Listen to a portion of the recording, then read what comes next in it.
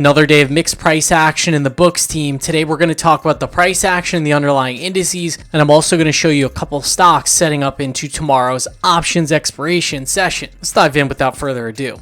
We had very muted price action for the day despite some heavy intraday volatility. The S&P 500 finished down 0.31%, our Nasdaq QQQ finished down 0.22%, our Dow Jones even finished out the session in positive territory, but our ARK Innovation ETF still got slapped upside the head. It finished down 2.08%, and I do believe that a lot of that is just being driven by this continued weakness in Tesla. TLT long bond ETF also finished down 1.06%, and our up volume climbed throughout the session before closing at 38.9%. Now, while the overall market finished down on the session, there's some very important sector rotation taking place under the hood. This sector table is ranked in terms of short-term price momentum, and we currently have the KWEB China Internet ETF in our top momentum slot, our semiconductors SOX ETF in our number 2 slot, and our solar energy ETF in our number 3 slot. Let's take a look at all of these charts.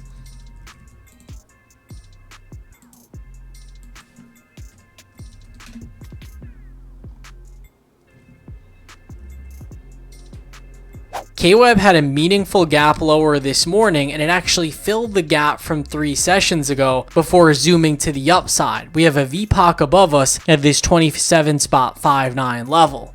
We talked about it within the Pristine Capital trading community last night, and then this morning, one of our members actually reminded me about these Chinese internet stocks. Shout out to Yara from the Pristine Capital trading group, because that actually got me in the mindset to go ahead and execute on this group of stocks. We entered the PDD common shares for $67.45, and we noted here that China and emerging markets are in our top momentum slot. Remember, I'm a full-time price action and momentum trader. It is my job to constantly monitor these sector rotations. But what's super important is that you not only have to monitor the action, but you have to execute on your plan. We were fortunate enough to enter PDD right around this 5-day EMA, and the stock zoomed to the upside shortly after. I gotta say though, there's a lot of other Chinese stocks that are also showing very nice relative strength. Let's take a look at a few of them. The most obvious candidate right here is Alibaba. This one finished up 7.8% today. We have a VPOC up here at 88.19. You can use that as a short-term price target if you want some exposure to this group. Futu also moved up like a bat out of hell. This one also filled the gap from a couple days ago, and it had a very nice finish. One name that we are watching into tomorrow's session is ticker symbol CAAS. This is a small cap Chinese automotive name, and you can see we had a really nice ramp higher in August. We've gone sideways ever since, and now we can see some high relative volume coming back into the stock. ENPH was one of our top performers within the solar group. This is another name that's been consolidating for about 3 to 4 months now, and we are approaching that swing high. Another solar stock that looked great today was FSLR. This name is actually a bit ahead of ENPH in the price cycle. This one actually broke out and made a new swing high. We did have some nice relative strength in the semiconductors group as well today. GFS finished out the session up 3.74%. This stock had been incredibly extended. We actually exited our position right here on this candle 2 sessions ago, but this stock is looking like it wants to break out to new highs. STLD Steel Dynamics, another really good looking chart. This one made a really nice advance higher. It's consolidated sideways for about a month. We pulled back to the 20-day simple moving average today, and lo and behold, we're trading right around these prior swing highs. As you can see, if you're only looking at the headline indices, you're really missing out on the big picture of what's happening under the surface and a lot of the most high alpha opportunities in the market.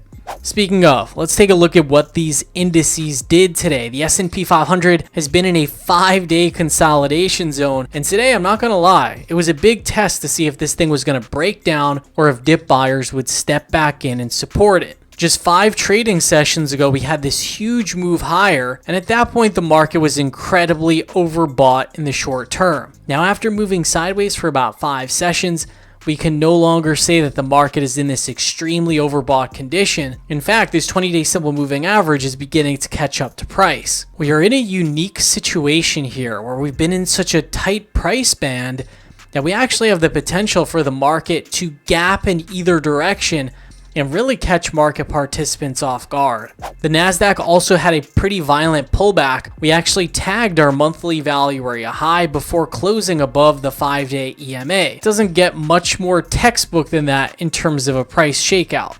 Our Russell 2000 also had a volatile session. We pulled back to the 20-day simple moving average before some dip buyers stepped in. The Russell 2000 did finish the session below this 10-day EMA. And our Dow Jones just kept moving sideways. We've gone about nowhere for the last 5 trading sessions.